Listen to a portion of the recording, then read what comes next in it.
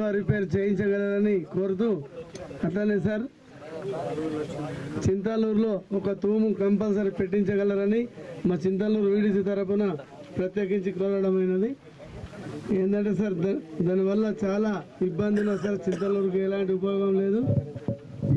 అట్లాగే నీటిని ఫస్ట్ విడత 25 రోజులు కంటిన్యూ ఇడిపించగలరని ప్రతి ఊరు వాళ్ళు కోరుతున్నారు సార్. 10 రోజులు తప్ప ఇడితే వేలాంటివి రావు సార్. 25 రోజులు కంటిన్యూ ఇడిపించగలరని కోరుతున్నాం సార్. ఇప్పుడు పేదలకు ఇచ్చేసిన మా rural MLA Bhupathi Reddy sir గారికి ధన్యవాదాలు.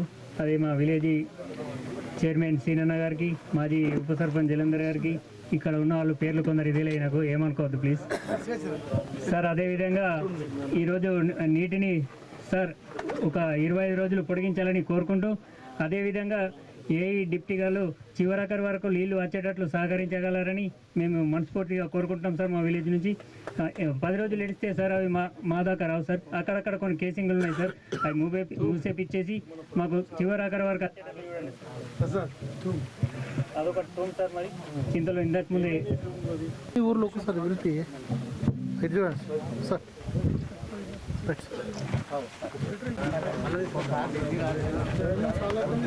అన్న ఇటు చూడండి సార్.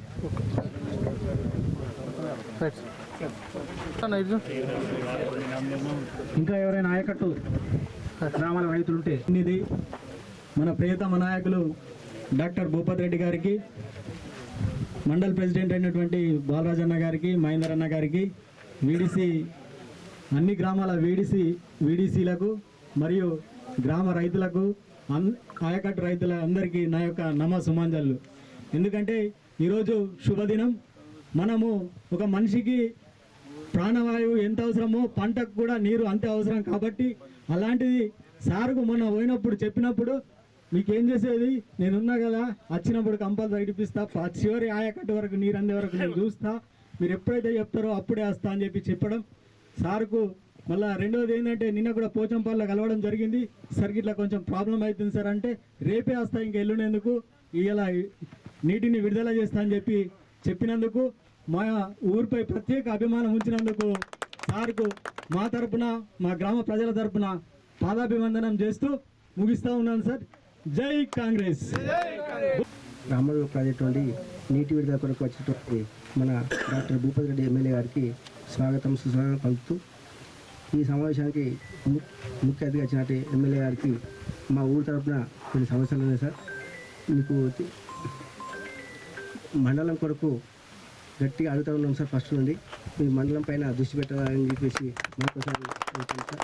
రెండవది, ఈ పర్యాటక కేంద్రం కూడా మీ దృష్టికి ఉంది సార్. మీరే ప్రత్యేకంగా శ్రద్ధ చూపుతూ ఉన్నారు.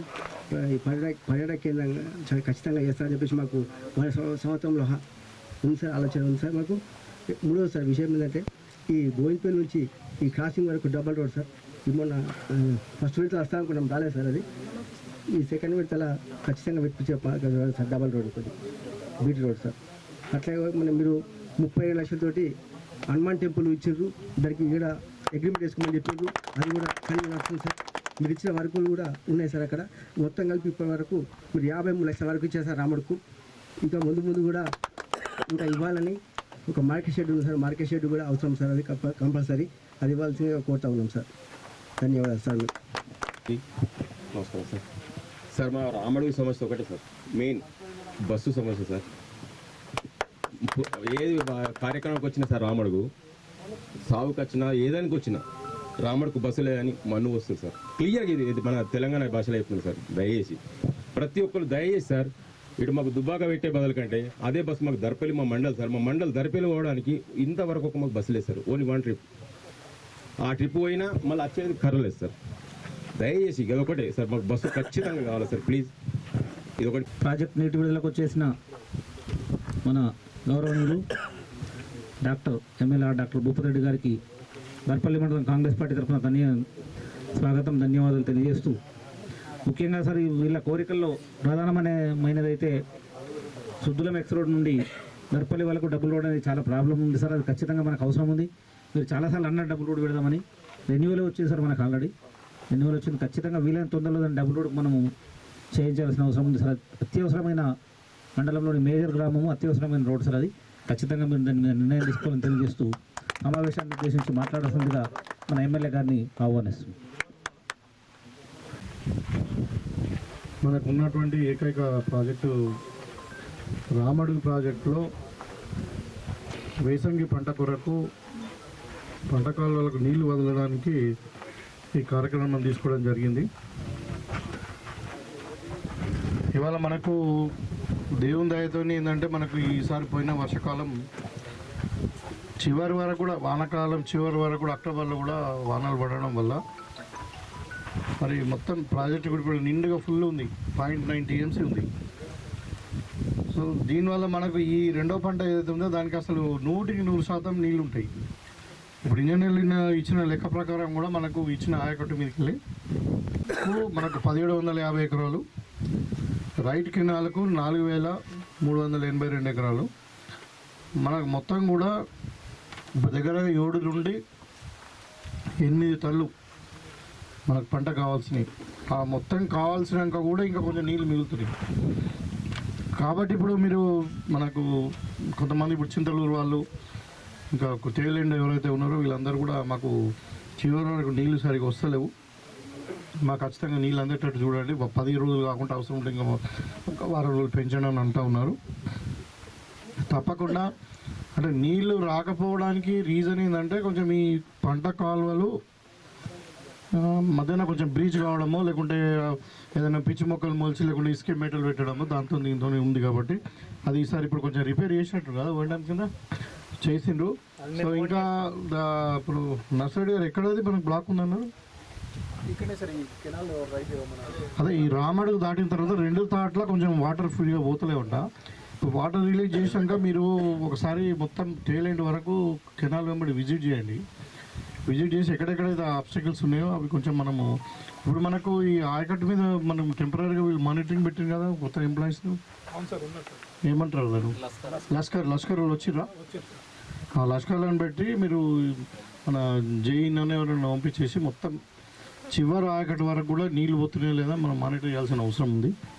ఇప్పుడు నీళ్ళు ఒట్టిగా మధ్యాహ్నం వాళ్ళలో పోయి ఇంకేదో ఫిల్టరేజ్ అయిపోతే ఇబ్బంది అవుతుంది. అదొకటి మానిటర్ చేసుకోండి. నీళ్ళు అవసరం ఉంటే ఇనీషియల్గా ఒక 10-15 రోజులు ఇవ్వండి. అన్నీ మడికట్లు అన్నీ అయిన తర్వాత మొత్తం పొలాలు నాటిన తర్వాత మనం తగ్గించుకోవచ్చు అప్పుడు, అంటే కొంచెం అంటే ఎక్స్ట్రా వాటర్ కాకుండా. ఇంకా చింతలూరులో ఒక ప్రాబ్లం చెప్తా ఉన్నారు, అది వాటర్ డైవర్షన్ కొరకు చిన్న తూము మీద కావాలంటున్నారు. అది కూడా మరి మీ డిపార్ట్మెంట్ ద్వారానో లేకుంటే నా స్పెషల్ ఫండ్ ఉండాలని చేపించేద్దాం, అది కూడా చేయండి. తర్వాత మన కాన్స్టిట్యున్సీకి మట్టుకు సంబంధించినంత మట్టుకు నిన్న ఇక్కడ అన్ని గ్రామాల రైతులు ఉన్నారు. మన రామడుగు, మరి ఇటు మైలారము, కేశారము, సల్లగర్గ, మళ్ళీ ఇటు సుద్దులం, కొరట్పల్లి, కల్లిగోటు, చింతలూరు, అదే వాళ్ళందరూ ఉన్నారా, ఈ ఆయకట్టుదారులు అందరూ, గ్రామ పెద్దలందరూ కూడా పేరు పేరున ఏదైతే వీడీసీ వాళ్ళు వచ్చారు, గ్రామ ఆయకట్టు రైతులు వచ్చారు, మరి అంటే నాతో పట్టించిన కాంగ్రెస్ శ్రేణులందరూ కూడా పేరు పేరున తెలియజేస్తూ, నిన్ననే మనకు మన జిల్లాకు మన ఇరిగేషన్ శాఖ మంత్రి విజిట్ చేయడం జరిగింది. పోచంపాడు ప్రాజెక్టు విజిట్ చేస్తామని వచ్చిన తర్వాత ఆ రోజు మొత్తం జిల్లా అంతా కూడా రివ్యూ చేయడం జరిగింది.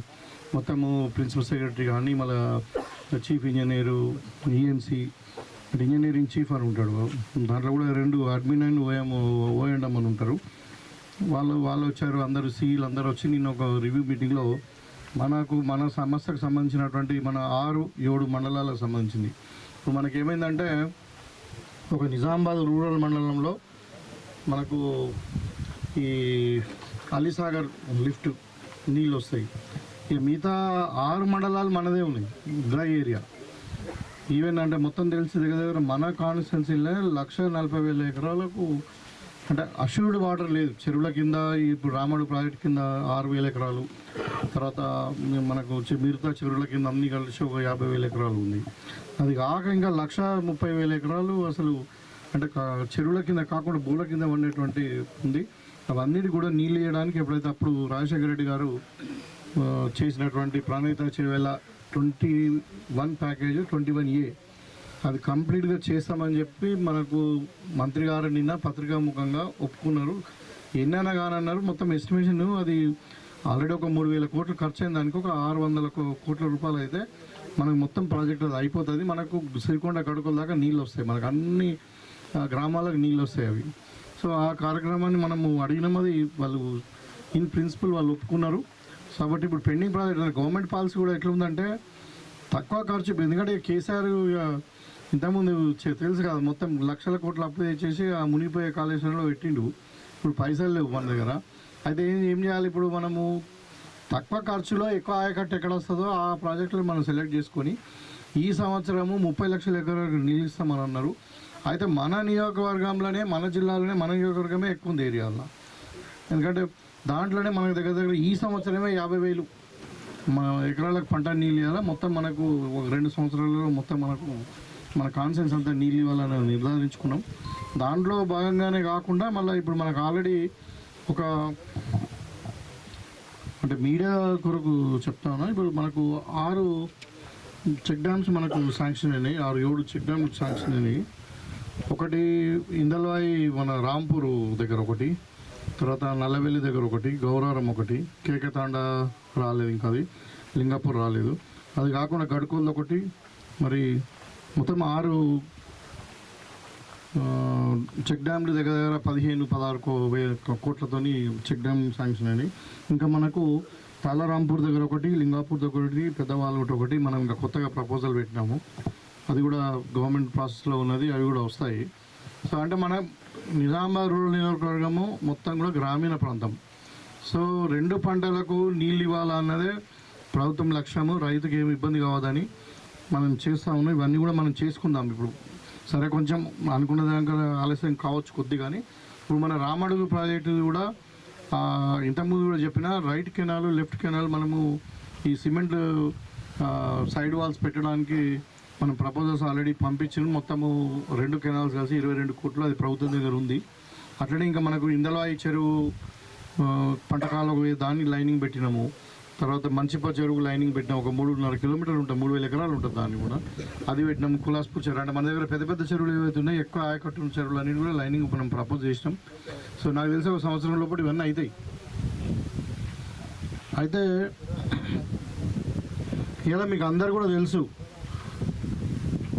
అది మరి అంటే దేవుడు బాగా వర్షాలు పడ్డాయి, అన్ని చెరువులు ఇలా నిండున్నాయి. అన్ని మన నిజాం సాగర్ పోచంపాట్ ప్రాజెక్టు, మన రామడుగు ప్రాజెక్టు, అది పోచారం ఇంకొకటి ఉంటుంది అక్కడ, ఆ పోచారం ప్రాజెక్టు అన్నీ కూడా ఫుల్ ఉన్నాయి.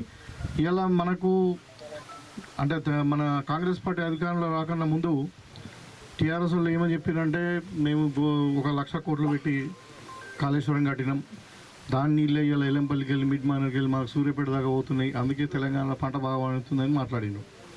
తీరా చూస్తే కాళేశ్వరము మునిగిపోయింది, అది అంటే కూలిపోయింది. ఇక ఒకటే అనుకున్నాం మొదలు. అది కాకుండా కాళేశ్వరం ప్రాజెక్టు తర్వాత పైన ఒకటి ఉంటుంది, ఇంకా కాళేశ్వరం అనేది లక్ష్మీ బ్యారేజ్ అంటుందని, అది పోయింది. సుందిల్లో పోయింది, ఇంకోటి అన్నారం పోయింది. ఈ 3 బ్యారేజ్ కేసీఆర్ కట్టిన ఏమైనా ఉన్నాయంటే అవి 3 ఇలా ఏమంటున్నారు, డ్యామ్ సేఫ్టీ అథారిటీ అని ఒకటి ఉంటుంది స్టేట్ లెవెల్ అంటే నేషనల్ లెవెల్లో మనకు. అంటే ఈ డ్యామ్ సేఫా కాదా మనం నీళ్లు పెడితే, దాని క్వాలిటీ కరెక్ట్ ఉందా లేదా, దాన్ని ఏం చేయాలన్న దాని మీద డ్యామ్ సేఫ్టీ అథారిటీ వాళ్ళు వచ్చి ఇన్స్పెక్షన్ చేస్తే అన్నిట్లో తప్పులే ఉన్నాయి. డిజైన్లో తప్పే ఉంది, మామూలు కన్స్ట్రక్షన్లో తప్పే ఉంది, క్వాలిటీలో తప్పే ఉంది. ఇప్పుడు అది పని చేస్తే అట్లా ఒక్క చుక్క కూడా నీళ్ళు పెట్టకూడదు, నీళ్ళు పెడితే మొత్తం డ్యామ్ కొట్టుకుపోయే పరిస్థితి ఉందంటే ఇప్పుడు ఆ 3 డ్యామ్లు ఓన్లీ ఇసుక కొట్టుకోవడానికి మనకు వస్తుంది. అయినా కానీ ఇప్పుడు వాళ్ళు చెప్పిందంతా ఇన్ని రోజులు కాళేశ్వరం నీళ్ళు తెచ్చినాం అందుకనే తెలంగాణ ధాన్యకాలం అయిపోయిందని మాట్లాడిండు. కానీ వాళ్ళు ఏమైంది, ఆ 3 కాళేశ్వరం ఇప్పుడు ఎట్లుందంటే ఓడలో మనం ఇప్పుడు ఇక్కడ ఇల్లు కట్టిండు, అయితే గర్వంగా చెప్పుకుంటాను మా నాన్న కట్టినట్టే, ఇక్కడ మనం అన్న కట్టాం పోయి నేనైనా కష్టపడి కట్టుకున్నా అని చెప్తాం. అంటాం వల్ల అంటే క్రెడిట్ తీసుకుంటాం, ఇల్లు నేనే కట్టిన సార్ అంటాం, లేకుంటే మా నాన్న కట్టించింది సార్ అంటాం. ఇలా కాళేశ్వరం ఎవరు కట్టినా అంటే కేసీఆర్ నేను కట్టలేదు అంటు, మరి ఎవరు కట్టినా నువ్వు కాదంటే ఇంజనీర్లు కట్టిన పోయినా నాకు తెలియదు, సరిగా తెలియదు దాని గురించి. అంటే అంత ఇవాళ లేక ఒక ప్రాజెక్ట్ కాదు చెప్పుకునేదా 10 ఏళ్ళు అనేది ఒకటి చెప్పుకున్నారు, బస్సులలో తీసుకుపోయి చూపించారు, అది పెద్ద ఘనకార్యం చేశాడు. నేనే పెద్ద ఇంజనీర్ తెలంగాణ కష్టపడ్డా అన్నీ మాట్లాడారు. ఇలా కాలేజీలో ఎవరు కట్టిరు అంటే నాకు తెలియదు, మా ఇంజనీర్లు కట్టిన వాళ్ళు దొంగలు ఉన్నారు, ఇంజనీర్లు సరిగా కట్టలేదు, పని చేయలేదు, అది అని మొదలుపెట్టింది ఇప్పుడు. ఎందుకంటే ఎవడెక్కడ దొరుకుతాడో, దొంగలు ఎక్కడ చేయలేకపోతారో అని భయం అలా. అంటే ఇలాంటి పరిస్థితులు ఎందుకు చెప్తున్నా అంటే కాళేశ్వరం నుండి ఒక చుక్క నీరు పోయకుండా ఇవాళ తెలంగాణలో మన నిజామాబాద్ జిల్లాలోనే పాత జిల్లాలో మనకు ఇప్పుడు ఇన్న 5.5 కాన్స్టెన్సీ జిల్లాలలో 5.5 అంటే ఒక కాన్స్టెన్సీ అయితే నిజామాబాద్ అర్బన్ ఉన్నాయి 4.5 కాన్స్టెన్సీలు అంటే బాన్సోడ సగం మనకు ఉన్నవి 4.5 కాన్స్టెన్సీలనే దగ్గర 12 నుండి 13 లక్షల మెట్రిక్ టన్నుల వరి వెళ్ళింది ఇలా పంట. మొత్తం తెలంగాణలో 1,55,00,000 మెట్రిక్ టన్నులు ఇలా రైతులు పంట పండించారు. అది ఎందుకు అంటే ఇలా ఉత్తరప్రదేశ్ లాంటి పెద్ద రాష్ట్రం పంజాబ్లో ఒకప్పుడు వరి పంట ఎక్కడ పండుతుందంటే పంజాబ్ అంటారు, లేదంటే ఆంధ్రాలో గోదావరి జిల్లాలు అంటారు, లేదంటే తమిళనాడు అంటారు కోస్టల్ ఏరియాలో. అయితే ఇవాళ తెలంగాణ అసలు వరికి అంటే మొత్తం భారతదేశంలోనే నంబర్ 1 అయింది. మరి కాళేశ్వరం నీళ్ళు ఒక సుఖ రాలే మనకు. దానికి కారణం ఎవరు? ఒకటి ఫస్ట్ భగవంతుడి దయతోని వర్షాలు సకాలంలో పడ్డాయి. రెండవది రైతులు ఇవాళ కష్టపడి వాళ్ళు ఒక్కొక్క ఎకరానికి 30 క్వింటాలు పంట పండించు. దానికి ప్రభుత్వం కూడా సహకారం ఉన్నది. ఎందుకంటే మీకు కరెక్ట్ 24 గంటలు కరెంట్ ఇచ్చినాం, కరెంట్ యొక్క ఇబ్బందులు లేకుండా నాణ్యమైన కరెంట్ ఇచ్చినాం, నాణ్యమైన విత్తనాలు ఇచ్చినాం, నాణ్యమైన ఎరువులు ఇచ్చినాం. ఇవాళ మళ్ళీ మార్కెట్ గ్యారంటీ మీకు భయపడకుండా 20 ఏమైనా వడ్లు దడిచినా ఇంకా బొలకెత్తినా ఏమైనా కానీ గింజ మేము కొంటాం, మీకు మినిమం సపోర్ట్ ప్రైస్ 2,300 ఇస్తామని చెప్పినాం. ఇక సన్నవాట్ల కాదు 500 కూడా ఇస్తామన్నాం ఎక్కువ. కాబట్టి ఇవన్నీ కలిసి వల్ల ఏమైందంటే రైతుల కృషి ఇటు దేవుని దయతోని మరి ప్రభుత్వం యొక్క కృషి వల్ల ఇవాళ తెలంగాణ నుండి బియ్యం ఇలా దుబాయ్ అమెరికాకు పోతున్నాయి. తెలంగాణ సోనా పేరు మీద అక్కడ ఇక్కడ ప్రపంచానికి మనం బియ్యాన్ని అందించేటువంటి కెపాసిటీ మనకు వచ్చింది.